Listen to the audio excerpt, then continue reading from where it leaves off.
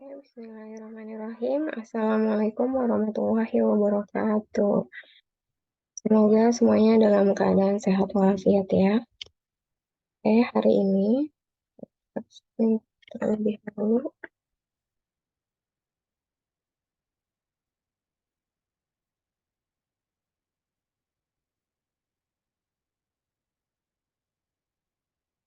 hari ini sesuai dengan kontrak perkuliahan kita di awal pertemuan, bahwa di pertemuan 5 sampai ke 7 teman-teman akan mengembangkan perangkat pembelajaran dari mulai RPP, bahan ajar, media, kemudian LKPD dan instrumen penilaian. Nah, pekan lalu teman-teman sudah diminta untuk membuat secara mandiri terlebih dahulu ya. Nah, untuk hari ini saya akan mencoba untuk menjelaskan paparan materinya sehingga nanti teman-teman bisa meng-cross-check apa yang sudah teman-teman kembangkan kemarin gitu ya. Oke, kita lanjut di pertemuan di bagian RPP terlebih dahulu. Oke, sebenarnya untuk materi ini sudah pernah disampaikan gitu ya, dan seharusnya juga teman-teman sudah lebih memahami ya, karena sudah disampaikan pada mata kuliah sebelumnya. Nah, di sini komponen RPP, seperti yang teman-teman sudah ketahui bahwa RPP ada 2 jenis, untuk RPP lengkap ya, komponen lengkap dengan RPP penyederhanaan. RPP penyederhanaan hanya terdiri dari 3 komponen, yaitu komponen tujuan pembelajaran, kemudian langkah-langkah pembelajaran, dan penilaian. Nah, untuk komponen RPP yang lengkap, menurut Permendikbud nomor 22 tahun 2016 tentang standar proses, ini berisi identitas sekolah, kemudian identitas mata pelajaran, kemudian kelas, semester, materi pokok, alokasi waktu, IPK, tujuan pembelajaran, materi pembelajaran, metode, media, sumber belajar, langkah-langkah, dan penilaian. Nah, tidak ada aturan baku yang yang mengharuskan ini diurutkan seperti ini gitu ya. Jadi tidak harus metode terlebih dahulu, baru media, baru sumber gitu. Tidak ada aturan baku seperti itu. Namun yang pasti memang komponen-komponen RPP ini lengkap seperti ini. Nah, teman-teman, yang dijelaskan saat ini adalah memang RPP pada kurikulum 2013 atau K13. Untuk kurikulum Merdeka, sebutannya bukan RPP, melainkan modul ajar. Ya. Di dalam modul ajar ada yang membedakan dengan di RPP, yaitu capaian pembelajaran. Ya. Nah, namun saya dengan Bu Mila sepakat bahwa ini tetap disampaikan gitu ya, karena memang sebagai pemahaman awal gitu ya dalam membentuk modul ajar pun harus paham ininya dulu terlebih dahulu gitu ya. Jadi nanti tetap insya Allah akan diberikan konten terkait dengan modul ajar, tapi teman-teman juga harus matang terkait pembuatan perangkat ini. Oke, ini contohnya di sini untuk identitas sekolah seperti ini isiannya. Ya, nama satuan pendidikannya, mata pelajarannya, sampai ke alokasi waktunya. Kemudian di kompetensi inti atau KI, kompetensi inti atau KI ini diambil dari Permendikbud nomor 37 tahun 2018 ya. Ini ada KI 1 sampai KI 4 ya. Seperti ini. Ini contoh KI-nya. Nah, untuk KI boleh teman-teman menuliskan atau tidak perlu dituliskan di dalam RPP-nya. Karena memang sama untuk KI. Kemudian untuk KD ini juga sama dikutip dari Permendikbud nomor 37 tahun 2018. Nah, KD akan diturunkan ke IPK atau indikator pencapaian kompetensi. Nah, dalam pembuatan IPK, teman-teman perhatikan, dilihat dapat KD-nya nomor berapa, ya. Kemudian dilihat isi KD-nya, dilihat kata depannya. Di sini menganalisis, maka dalam menurunkan IPK, teman-teman minimal melihat di sini. Ini menganalisis ini ada pada level kognitif C4 ya. Maka ketika menurunkan IPK itu minimal ke C4 ya, sampai ke C4 atau lebih.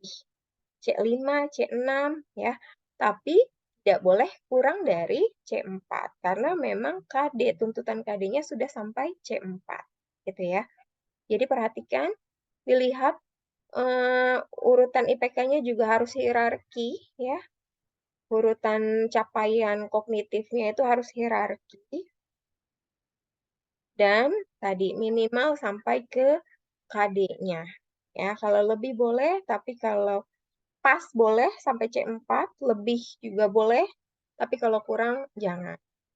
Untuk KD 4-nya atau KD psikomotorik ya, keterampilannya pun sama demikian. Ya, jadi diturunkan juga.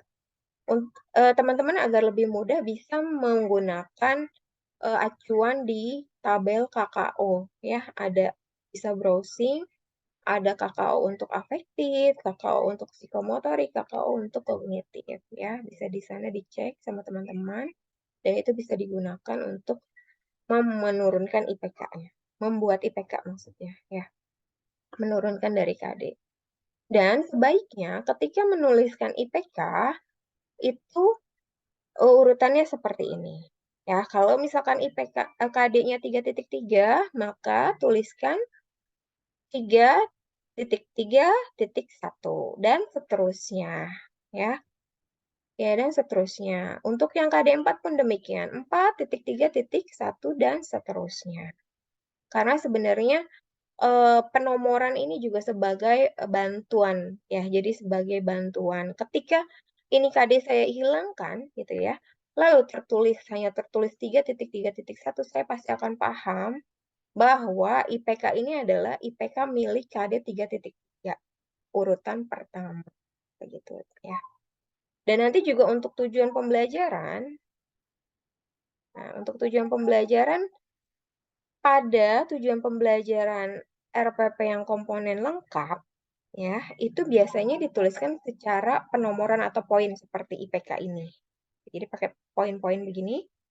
Tapi kalau RPP penyederhanaan itu menggunakan paragraf seperti ini. Gitu ya. Menggunakan paragraf seperti ini dideskripsikan. Nah, intinya sebenarnya isi dari tujuan pembelajaran itu sama antara RPP yang sederhana atau RPP yang lengkap gitu. Di dalamnya menggunakan prinsip ABCD ya. Misal ya. Jadi isi tujuan pembelajaran itu selaras dengan IPK ya. Tujuan pembelajaran lebih spesifik dibandingkan IPK. Misal ya, ketika IPK-nya menjelaskan mekanisme ekspresi gen dalam mensintesis protein. Saya akan buatkan misalnya IPK-nya, tujuan pembelajarannya. Setelah menyimak video pembelajaran, peserta didik mampu menjelaskan mekanisme ekspresi gen dalam mensintesis protein dengan tepat. Gitu. Nah, setelah menyimak video pembelajaran itu merupakan condition-nya, peserta didik adalah audiensnya, behavior-nya menjelaskan mekanisme ekspresi gen dalam mensintesis protein, lalu degree-nya adalah dengan tepat. Gitu. Jadi intinya dalam menuliskan tujuan pembelajaran, cek saja sama teman-teman IPK-nya apa, gitu ya. IPK-nya apa, tinggal ditambahkan dengan prinsip ABCD-nya. Nah, kalau kita lihat juga di sini, untuk tujuan pembelajaran yang berbentuk paragraf ini, melalui kegiatan pembelajaran dengan pendekatan saintifik menggunakan metode dan mode pembelajaran cooperative learning, ini merupakan condition-nya. Ya. Kemudian peserta didik adalah audiensnya, menganalisis sampai protein ini adalah behavior-nya, lalu perilaku disiplin ini sampai kerjasama ini merupakan degree-nya. Jadi sama di dalamnya memuat ABCD. Itu untuk tujuan pembelajaran. Kemudian, untuk materi pembelajaran, sebaiknya materi pembelajaran memuat materi faktual, konseptual, prosedural, dan atau metakognitif. Kenapa dan atau? Karena memang tidak harus keempat ini ada, gitu ya. Disesuaikan, semuanya disesuaikan dengan yang seharusnya. Kalau memang uh, materi teman-teman hanya faktual dan konseptual, oke, gitu ya. Dicek kembali saja disesuaikan dengan yang seharusnya, gitu. Nah, terkait materi muatan-muatan ini sudah pernah dijelaskan di materi perkuliahan sebelumnya, teman-teman bisa cek kembali atau bisa browsing kembali ya. Jangan sampai salah meletakkan gitu, memposisikan materi-materinya. Kemudian tidak perlu ya, tidak perlu dituliskan materi pembelajaran itu ringkasannya gitu. Jadi misalnya penjabaran-penjabaran berupa paragraf-paragraf, topik-topik gitu nggak perlu ya, karena kalau penjabaran atau ringkasan itu tadi itu masuk ke dalam bahan ajar. Nah, gitu. Jadi di dalam RPP cukup poin-poin materi yang memuat faktual, konseptual, prosedural, dan atau metakognitif. Kemudian metode dan mode pembelajaran ini jadi satu ya. Penulisannya tidak harus pakai tabel seperti ini. Misalnya teman-teman mau menuliskan pendekatannya saintifik, kemudian model pembelajarannya PBL atau problem based learning, kemudian metodenya ada ceramah, tanya jawab, diskusi, presentasi, karya wisata, demonstrasi, dan lain-lain. Silahkan. Kemudian media pembelajaran. Media pembelajaran ini kan segala sesuatu yang bisa teman-teman gunakan gitu ya untuk membantu teman-teman dalam menyampaikan materi ya. Nah, bentuknya apapun boleh gitu ya. Bisa berupa video pembelajaran, tapi dituliskannya video pembelajaran tentang apa, dituliskan jelas ya. Gambarnya tentang apa, PPT-nya juga tentang apa, dioramanya apa, gambar apa gitu. Sebaiknya dituliskan rinci seperti ini. Kemudian sumber belajar. Sumber belajar pun bisa diambil dari manapun, teman-teman ya. Contoh penulisannya, kalau memang teman-teman menggunakan sumber belajar dari buku, sebaiknya dituliskan rinci ya. Dituliskan merinci seperti ini. Tapi memang tidak ada aturan baku untuk urutan penulisannya. Itu apakah harus nama dulu, misalkan tahun dulu? Tidak ya. Cuma saya minta untuk konsisten. Kalau memang teman-teman menggunakan referensinya dari buku ada 5 misalnya. Kalau di awalnya pakai nama depan nama pembuat dulu misalkan, ya semua juga nama dulu baru tahun misalkan. Jadi konsisten aja. Tidak ada aturan baku untuk urutan-urutannya. Kemudian ini yang sering sekali dituliskan, sumber belajar diambil dari internet gitu. Nah, sebaiknya tidak menuliskan internet gitu ya. Tapi alamat website yang lengkapnya teman-teman tuliskan. Kemudian untuk langkah-langkah pembelajaran, di langkah-langkah pembelajaran ini memuat kegiatan pendahuluan, kegiatan inti, dan kegiatan penutup. Ya. Di dalam kegiatan pendahuluan, itu ada aktivitas seperti biasa, ada mengecek kehadiran gitu ya. Kemudian mengkondisikan siswa gitu ya. Kemudian memberikan motivasi, melakukan apersepsi, menyampaikan tujuan pembelajaran ya, dan juga menyampaikan gambaran aktivitas yang akan dilakukan oleh guru dan siswa di kelas. Ya, misalnya ya dituliskannya boleh menyampaikan gambaran aktivitas ya atau menyampaikan cakupan materi dan penjelasan uraian kegiatan seperti ini pun boleh.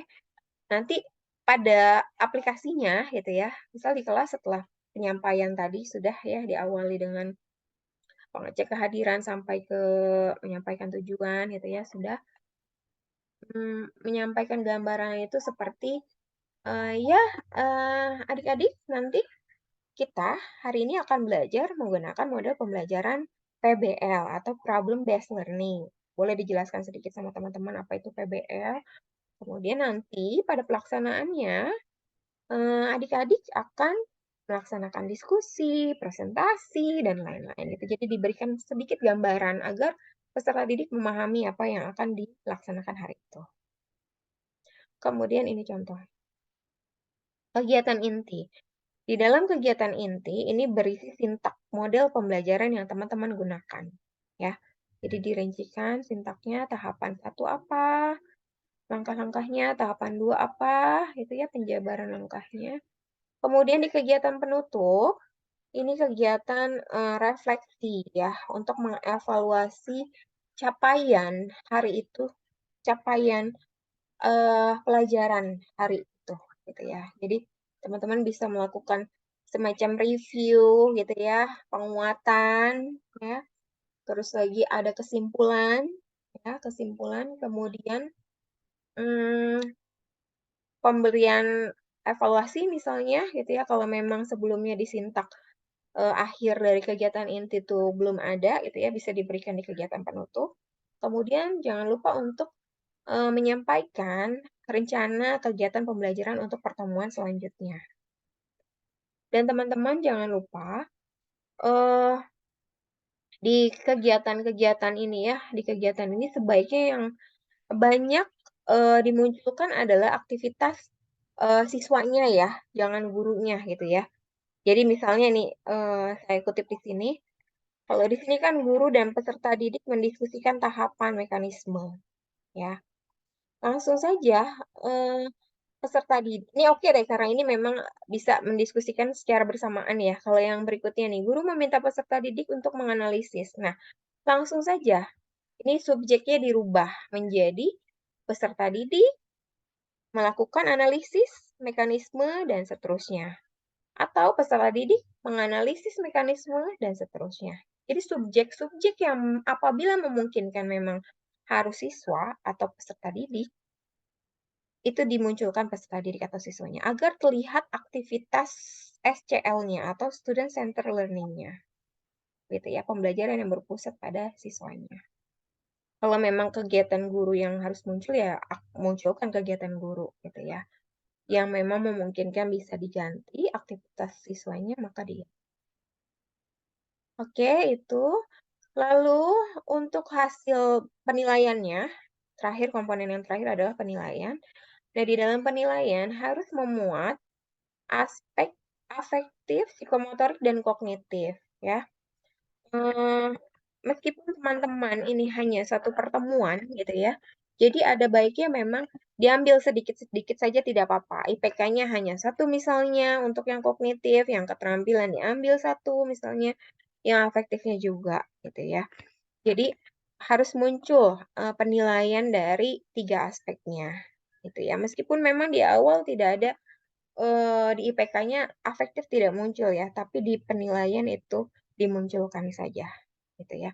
Dan dalam penulisannya untuk RPP, teman-teman tidak perlu melampirkan secara lengkap nih instrumen penilaiannya, cukup semacam ini saja, gambaran kisi-kisinya seperti itu, ya. Karena untuk lampiran ini secara rinci akan dimuat pada instrumen penilaian, ya.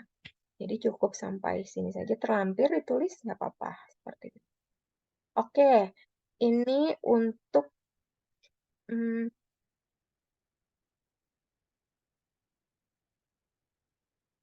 ini untuk ini untuk RPP-nya.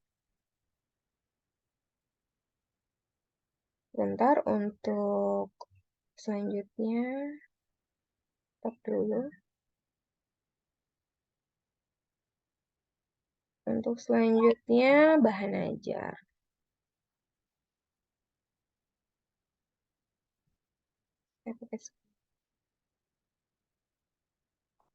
Oke, ini bahan ajar. Bahan ajar.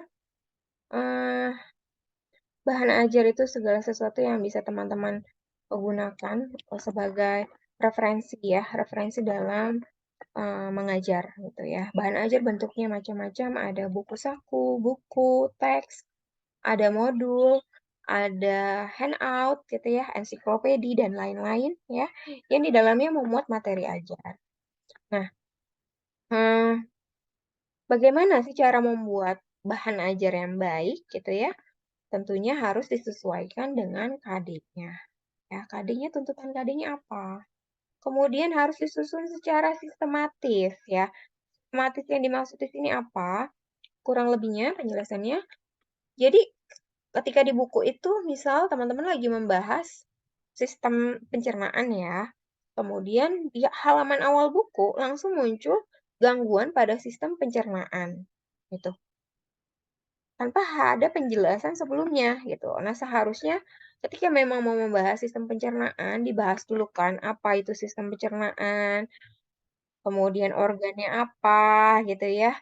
Lalu lagi eh, fungsionalnya gimana ya. Terus mekanismenya gitu ya, barulah nanti dipangkal gitu ke gangguannya, gitu, gangguan yang terjadi pada sistem pencernaan tersebut. Gitu. Jadi jangan di awal langsung ke gangguan. Gunanya apa? Untuk mencapai tujuan pembelajaran. Nah, di sini saya contohkan bagaimana teman-teman menuliskan bahan untuk bahan ajar ya. Jadi ini di dalam KD-nya cek lagi sama teman-teman. Ini saya ambil contoh. Menganalisis prinsip-prinsip bioteknologi dan penerapannya sebagai upaya peningkatan kesejahteraan manusia. Maka, dari sini kita bisa lihat topik-topik apa yang penting dimunculkan di dalam bahan ajar. Ini sudah saya berikan warna, ya. Di antaranya adalah prinsip-prinsip bioteknologi dan penerapannya sebagai upaya peningkatan kesejahteraan. Oke, ini sudah saya berikan warna masing-masing ini ditandai ada di bagian bawah. Nah, ini bentuk yang materi pembelajaran yang saya maksud ya. Jadi berupa poin seperti ini saja, gitu, tanpa ada penjabaran eh, materinya, karena itu nanti untuk di materi ajar. Nah, seperti ini ini memang simple, tapi memang yang saya berikan bukan eh, pure demikian, ini hanya urutannya gitu ya. Bagaimana teman-teman tuh membuat bahan ajar yang semestinya. Nah, kenapa di awal ini ada pengertian bioteknologi? Padahal kalau kita lihat di atas ini langsung ke prinsip-prinsip bioteknologi, ya. Nah, oke. Karena ketika kita memberikan materi kepada pembaca atau siswa tentang prinsip-prinsip bioteknologi, tentunya kita harus memberikan pemahaman konsep dasar dulu tentang bioteknologi itu apa, gitu ya. Jadi, pengertian bioteknologi dulu apa, baru kita membahas prinsip-prinsipnya, gitu, ya. Kemudian eh, ke peranannya, ya. Nah, di sini ada yang kurang, teman-teman nanti ketika gambar, tolong dimasukkan sumber keterangan gambar dan sumbernya, ya. Di, bidang-bidangnya. Oke, jadi ini ya, sampai akhir. Nih, teman-teman bisa membuat ini dari berbagai referensi, ya. Nanti daftar pustakanya tuliskan, ya. Oke, oh ya, teman-teman, kalau memang teman-teman ternyata membuat eh, maksudnya menggunakan KD-nya berdua, misalnya dengan teman yang lainnya, gitu. Artinya kan walaupun dalam satu KD, tapi kan dibagi IPK-nya gitu ya. Katakan teman yang satu menggunakan IPK 1 sampai 3, lalu teman yang berikutnya 4 sampai 6. Maka yang teman-teman buat di bahan ajar boleh cukup sampai IPK yang ini saja. Saya sudah ini ya dengan syarat IPK yang diturunkan sudah mengakomodir dari KD ini gitu ya. Ya, makanya ini kan tadi kan ada tentang bioteknologi gitu ya. Ini kan ke bawah juga tentang penerapan-penerapannya. Ini masih penerapannya, ya, upaya penerapannya gitu. Dengan catatan demikian gitu. Artinya yang dimunculkan di IPK ini bisa langsung dimunculkan di bahan ajar gitu. Jadi misalnya teman yang pertama membahas sampai 3 ini, berarti yang ada di dalam bahan ajarnya membahas 3 hal ini. Lalu yang satunya membahas 3 hal ini. Begitu, ya. Atau kalau mau kerjasama bersama gitu ya, digabungkan misalkan antara teman yang pertama dengan kedua digabungkan, Bu, kami mau digabungkan biar lebih terlihat oke, misalkan hubungan materinya gitu ya. Oke, nggak apa-apa digabungkan. Yang jelas batasannya jelas saja, ya. Begitu untuk bahan ajar. Kemudian, saya akan berikan contoh bahan ajar ya. Nah, di sini Ada contoh bahan ajar yang bisa teman-teman duplikasi caranya gitu ya. Di sini misalnya, kan tadi memang tampilan caranya saja ya, saya memberikan cara. Nah, dalam pengemasannya atau tampilan ya teman-teman bervariasi sesuai dengan kreativitas masing-masing. Misalnya, ini membuat digital book ya, perubahan lingkungan. Biasa cover ya, nama penyusun, prakata. Prakata ya, karena kalau kata pengantar itu dibuat oleh orang lain. Kalau prakata dibuat oleh diri sendiri atau penulis ya. Kemudian tuliskan KD-nya dan IPK-nya. Di sini kurang IPK ya, tuliskan KD dan IPK-nya.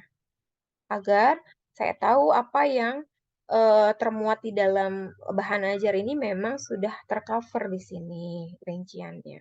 Lalu daftar isi, ada peta konsep, dan mulai masuk ke topik pembahasan. Nah, di akhir buku ini, eh, jangan lupa teman-teman menuliskan daftar pustakanya ya. Nah, semakin banyak daftar pustaka yang teman-teman gunakan, berarti semakin banyak teman-teman membaca gitu ya. Oke, itu. Nah, selanjutnya boleh ada glosariumnya dan profil penyusunnya. Ya, itu. Ini contoh untuk yang bentuk tampilannya pakai flipbook ya. Kalau mau pakai handbook saja, misalnya handbook, ini ada contoh juga nih. Ya, ada contoh, misal kamu handbook seperti ini, bisa ya, cover, kemudian prakata, tapi urutannya tadi ya, karena ini mah handbook hasil penelitian ya, jadi harus ada tadi KD-nya, capaiannya ya, KD dan capaian saja itu minimal sudah termuat ada, kemudian ada eh, peta konsep misalnya ya, daftar isi, lalu ada profil ya, karena memang ini penelitian tentang situ Cipondo, plankton di situ Cipondo. Ya, ada pengertiannya dulu, baru ke konsep, bukan konsep, baru ke hasil, maksudnya hasil identifikasinya, gitu ya. Oke, gitu ya. Oke, ini untuk bahan ajar. Yang berikutnya adalah LKPD. Nah, untuk LKPD atau lembar kerja peserta didik atau LKS sama saja. Ini tolong dibedakan antara LKPD dengan soal-soal. Seringkali saya menemukan di dalam LKPD tuh isinya soal-soal, ya. Jadi tolong jangan soal-soal yang dimuat dalam LKPD, melainkan lembar aktivitas. Jadi ada aktivitas yang dilakukan oleh siswa. Memang mengerjakan soal itu aktivitas, tapi bukan soal yang demikian, ya. Bukan aktivitas yang demikian yang diminta. Misal, ini penjabarannya LKPD, kalau mau dibuat digital ya kan bisa juga sekarang pakai live worksheet ya. Nah, bisa kalau teman-teman mau menggunakan live worksheet juga ya. Nah, yang paling penting di dalam LKPD yang teman-teman buat itu memuat tahapan dari model pembelajaran yang sudah teman-teman eh, buat juga pada RPP. Misalnya pada RPP menggunakan model pembelajaran PBL, maka di LKPD-nya juga memuat fase-fasenya atau tahapannya. Jadi dibuatnya seperti ini. Nah, fase keduanya, langkah-langkahnya, lalu fase ketiganya, fase keempatnya, fase kelimanya. Begitu. Ya. Jadi tampilannya ini tampilan LKPD yang memang berbasis model pembelajaran yang digunakan. Ini ada aktivitas gitu ya. Tidak pertanyaan melulu terkait pertanyaan. Kalaupun pertanyaan, pertanyaannya berkaitan dengan aktivitas yang dilakukan di kegiatannya. Begitu ya. Itu untuk LKPD. Kemudian untuk media pembelajaran. Nah, untuk media pembelajaran ini sebagai sarana untuk menyampaikan isi materi ya teman-teman, untuk mempermudah teman-teman dalam menyampaikan materi pembelajaran. Itu bisa berupa PowerPoint, ya bentuknya video scribe, video animasi, virtual lab, augmented reality, virtual reality, kalau udah memang memungkinkan ya. Tuh, boleh demikian digunakan gitu, tapi saya sangat menyarankan teman-teman harus punya alternatif yang bisa digunakan sebagai media pembelajaran. Karena sangat dikhawatirkan terjadi kendala pada proyektor misalnya, atau realnya nanti di sekolah itu tidak ada proyektor sama sekali misalnya gitu ya. Jadi saya sangat menyarankan teman-teman membuat media alternatif yang bisa dibawa gitu ya, atau tidak berbasis digital gitu. Misalnya teman-teman membuat gambar atau media 3 dimensi dan lain-lain ya. Kemudian untuk instrumen penilaian. Oke, bentar, saya stop dulu.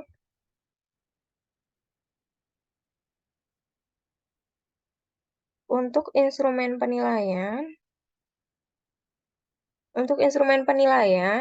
di sini instrumen penilaian, nah yang tadi saya infokan di awal, itu instrumen penilaian yang di RPP itu tidak perlu dilengkapi atau dijabarkan gitu ya. Namun di bagian instrumen penilaian itu harus lengkap ya. Jadi di dalam instrumen penilaian harus berisi 3 aspek penilaian: kognitif, afektif, dan psikomotorik. Nah, di kognitif, di semuanya harus berisi kisi-kisinya, rubriknya, dan instrumen soalnya, gitu ya. Jadi di sini dicontohkan kisi-kisi dari ini kognitif dulu, ada kisi-kisinya, ya. Nah, kalau memang teman-teman sudah membuatnya menggunakan Gform, maka lampirkan juga link Gform-nya, gitu ya. Ini kisi-kisinya, kemudian ada rubriknya, panduan penilaiannya, rubrik itu ya, panduan penilaiannya. Ya, kriteria penilaiannya gitu. Kemudian baru nanti disematkan juga ada penskorannya ini ya, penskorannya jangan lupa juga. Nah, ini baru instrumennya. Jadi ini instrumen yang diberikan ke siswanya. Tinggal mengulang dari yang di atas kalau sudah fix ya. Kemudian ini untuk afektif pun sama. Kisi-kisinya dulu masukkan yang dinilai misal kerjasama, kritis, jujur gitu ya. Nggak apa-apa, nggak harus banyak-banyak yang dinilai afektifnya. Kemudian juga rubriknya ada di sini, ya.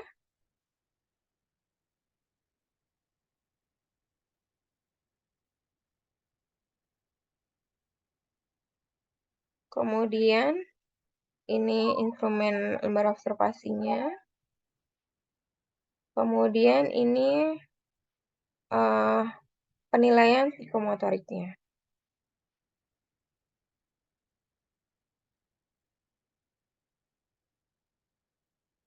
Oke. Sudah ada kisi-kisi dan rubriknya di sini ya. Dan ini lembar instrumennya, lembar instrumen penilaian. Itu, ya. Oke, jadi itu teman-teman yang bisa saya sampaikan terkait dengan perangkat pembelajaran yang harus dikembangkan. Jadi nanti secara lengkap teman-teman diminta untuk membuat perangkat pembelajaran berupa RPP, kemudian bahan ajar, media pembelajaran, kemudian LKPD, dan instrumen penilaiannya. Oke, gitu saja yang bisa saya sampaikan. Terima kasih semuanya. Wassalamualaikum warahmatullahi wabarakatuh. Selamat pagi semuanya.